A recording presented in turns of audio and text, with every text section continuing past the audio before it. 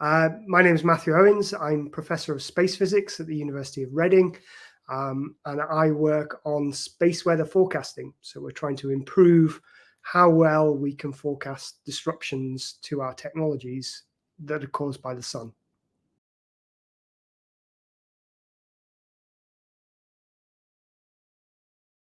Yeah, so the sun's 11-year cycle is basically like our seasons. So we have hotter weather in the summer and more likely to get snowfall in the winter. The sun's 11-year cycle means that for a few years around what we call solar maximum, when there are lots of spots on the sun, we get a lot more space weather. These are eruptions from the sun. And then at solar minimum for a few years, we get much fewer of those events. So we're probably just past maximum, I would say.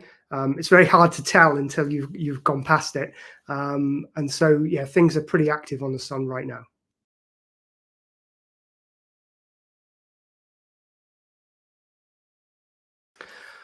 Yeah, so we saw this big eruption or series of eruptions actually back in May that gave us aurora much further south than we've seen for at least 20 years or so. Um, and as I say, these things happen roughly every 10, 20 years. Uh, but we have some very indirect evidence that in the past, the sun has produced much bigger events than anything we've seen in the last 100 years or so. And that's what we call a superstorm.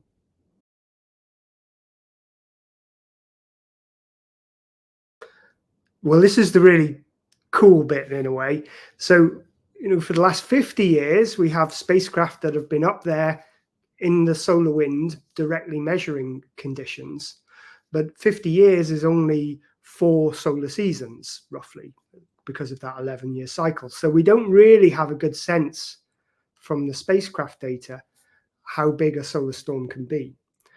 But we have very, very indirect evidence that comes actually from tree trunks and from ice that in the past the sun has thrown out much bigger events than we've currently been able to measure.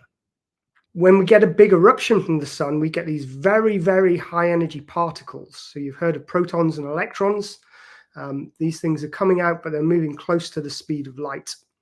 And that means that when they arrive at Earth's atmosphere, they produce nuclear reactions in the Earth's atmosphere. And they produce a particular kind of carbon called carbon-14 that you've probably heard of. Archaeologists use it to date matter into the past. But that carbon-14 gets stuck in tree trunks. And so by looking at how much carbon-14 was being produced in the Earth's atmosphere thousands of years ago, we can work out how many particles the sun was throwing out into space. And so that's how we get a measure of superstorms into the distant past.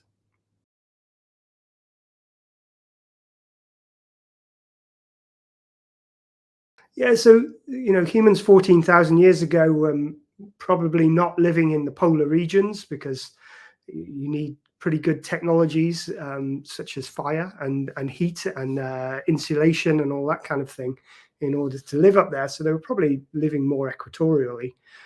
So they wouldn't have seen the aurora very often. One of these solar superstorms probably would have brought the aurora down to where they could see it probably for the first time in their lives. So I imagine that was a shocking experience. But joking aside, it's far more of a worry these days. Some lights in the sky is all very pretty, but we live in a highly technological society now, and we're reliant on the power system, on communications. All of these things can be disrupted by a solar superstorm. So the big worry is that a solar event would affect our power grid. And if you knock out the power grid for a considerable amount of time, that has effects on every corner of our life. In particular, things like what we call food security. So most of our food these days has to be refrigerated before it reaches the supermarkets, where it's also refrigerated. And if you take down the power grid, that's not possible anymore.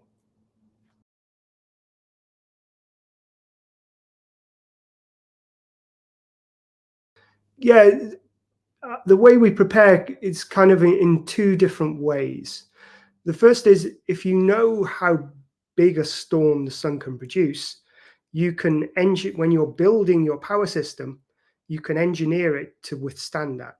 And so the harder you engineer it, the more costly it is to produce. And so we tend not to make it too resilient if we don't need to.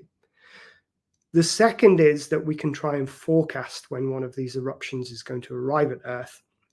If you know there's a storm coming tomorrow, there are things you can do to try and protect your satellites, to protect your power grids.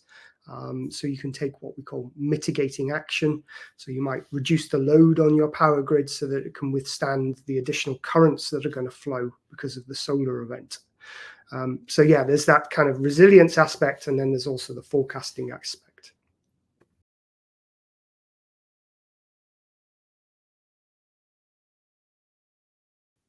So I would say our ability to forecast space weather is probably somewhere where our ability to forecast terrestrial weather was sort of 40, 50 years ago. What we currently do is we look for an eruption to happen on the sun and then try and forecast when it will arrive at Earth. So these things are moving very, very fast, millions of kilometers an hour, but the distance from the sun to the Earth is very large. And so they typically take somewhere between 2 and 5 days to reach us. So in principle, we can get somewhere between a day and 2 days warning of a really big event. But our forecast skill, how well we can do that, is not great at the moment.